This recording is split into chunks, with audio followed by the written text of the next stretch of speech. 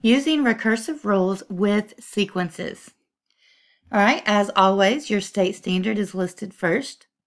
And to be successful today, you need to be able to write terms of recursively defined sequences, write recursive rules for sequences, translate between recursive rules and explicit rules, use recursive rules to solve real-life problems.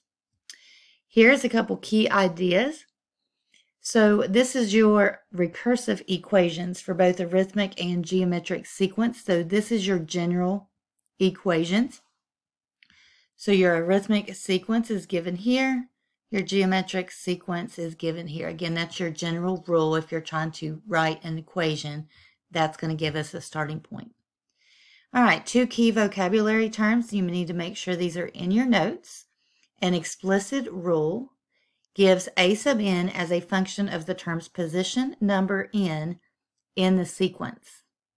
And a recursive rule gives the beginning terms of a sequence and a recursive equation that tells how a sub n is related to one or more preceding terms. And as we look at some examples, hopefully those will become a little bit more clear. Example 1, evaluating recursive rules. Write the first 6 terms of each sequence. So we need to write the first 6 terms of each sequence. A part says a sub 0 equals 1. A sub n equals a sub n minus 1 plus 4. So think of this kind of like as your preceding term. So if we have our first term in the last formula, remember with explicit rule, we always used our first term. So now we're looking at kind of like the previous term. So this gives us a sub 0. So that will go in this position here. So think about your first term. So 1 minus 1 equals 0. So a sub 0 is given. All right, so we're going to say a sub n equals, and then we're going to put 1 plus 4. 1 plus 4 is 5. All right, so that would be actually our first term. So let's go ahead and write that now as our first term, because it says to write our first 6 terms. So we found our first term. Now we're going to find our second term by taking the previous term, right? That's 5. So the previous term is 5. Plug that in here, and then plus 4. So 5 plus 4 is 9. So our second term, a sub 2, is 9. Okay, we're going to go to our third term, a sub 3.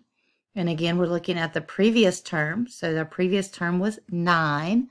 So we're going to take 9 and plug that in. 9 plus 4 is 13.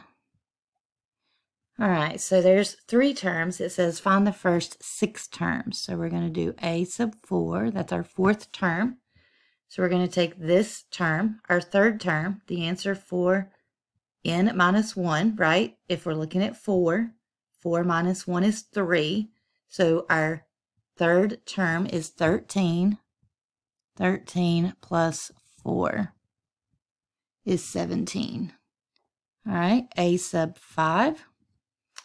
All right, our fifth term is going to be 5 minus 1, or our fourth term. So we're going to take our fourth term, which is 17, and then plus 4 is 21. And then our sixth term, same thing. We're going to take our previous term, which is 21. 21 plus 4 is 25. So for this one, our first 6 terms is 5, 9, 13, 17, 21, and 25. All right, so B part looks a little bit different, but it's pretty much the same thing, except they give us the first term. So again, we're trying to find the first 6 terms. So f of 1 equals 1. That's our first term. And f of 2 is going to be f of 2 is going to be 3 times, again, our previous term. So our previous term was 1. So this one's going to be 3 times 1, or 3. So again, the symbolism's a little bit different, but it works pretty much the exact same way. So f of 3 equals 3 times the previous term. So 3 times f of 2 is the previous term, which is 3. And then the f of 4. So we're going to have 3 times the previous term. 3 times 9 is 27. And then we have f of 5. So this is our 5th term. And we are going to have 3 times 27. 3 times 27, I believe that's 81. Let's check myself here. 3 and 7 is 21, 6.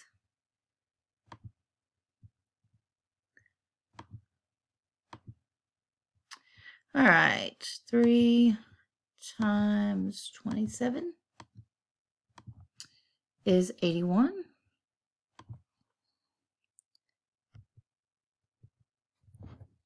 And f of 6. 3 times our previous term. So 3 times 81. 243. So our first 6 terms are 1, 3, 9, 27, 81, and 243. All right, so if you notice the difference between A and B part, you can see that 5, 9, 13. So you would add 4, add 4, add 4, add 4, add 4. So that is a common difference. So this one's going to be an arithmetic sequence. So this is going to fit into that arithmetic sequence that we looked at on the previous page. Didn't mean to draw that line. All right, get rid of the line. Now we can look at B part. So B part, we have 1, 3, 9, 27, 81, 243. So you can see this multiply by 3, multiply by 3, multiply by 3. Each one of these we multiplied by 3. So this one has a common ratio, which means B part represents a geometric sequence. So A part arithmetic, B part geometric. Since we've looked at these over the past couple lessons, you should be familiar with those patterns. Example 2, writing recursive rules. Write a recursive rule for 3, 13, 23, 33, 43. So you can see that each one of those, it increases by 10. So 3 plus 10, 13 plus 10, 23 plus 10, and 33 plus 10. So we can easily determine our common difference here is 10. We also know our first term is 3. You can see the first term in the sequence is given is 3. So now that we have our first term and we have our common difference, we can use this general formula here for arithmetic sequence. A sub n equals the previous term plus your common difference. So that means you have to know what the first term is to be able to do this. All right, so we're going to have A sub n equals A sub n minus 1 plus D. All right, so our general formula is going to have to be include your first term. This is always included with this formula because if you don't have this, then you won't have the rest of it. So then we have A sub n equals A sub n minus 1 plus 10. And I meant to put 10 here, and I wrote D again. All right, so the whole formula is going to be your first term plus this general part here. So this means if I want to find my second term, it would be 3 plus 10. And then that would be 13. If I wanted to find the next term, then I would use the previous term, 13 plus 10. And that's how I would get that. So it's easy to check it as well. Once you get that formula, you can always just plug this in and see if you get that same sequence. And you should. That's a good way to check it. B part, we have 16, 40, 100, 250, and 625. All right, so it's not as obvious here, but from 40 to 100, I know that's 2.5 times larger. And from 100 to 250, I know that's 2.5 times larger as well. And 2.5 times larger as well. So I'm guessing this one's going to have a common ratio of about 2.5 or 2.5. So let's see. Remember, you can always take this term and divide it by the previous term, and it will tell you your common ratio if it has one. So if all of these have the same ratio, that means it has a common ratio. So 2.5. And then if we do 100 divided by the previous term, which is 40, that's 2.5. And if we do 250 divided by 100, 2.5, and then we do 625, just for good measure, check all of them. And that one is 2.5 as well. So we can determine that we do have a common ratio. So we know that this one is geometric. So we have a common ratio of 2.5.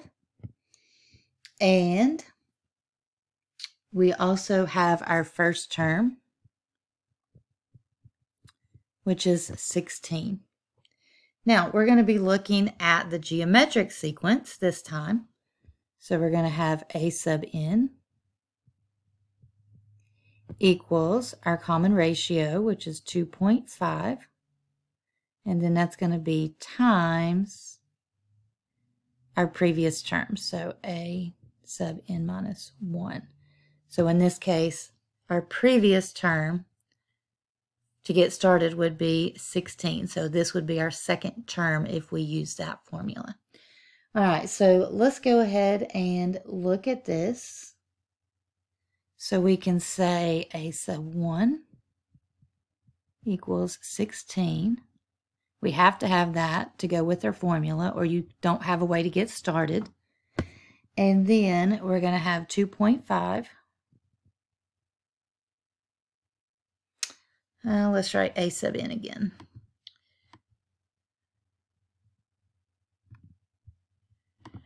All right, so we're going to have a sub n equals 2.5. And that's going to be times a to the n minus 1. All right, so that is our general formula here. And again, if you wanted to check that, which is a good thing to do, your first term is given. So you can find your second term by multiplying 2.5 times your previous term, which is the first term. So 2.5 times 16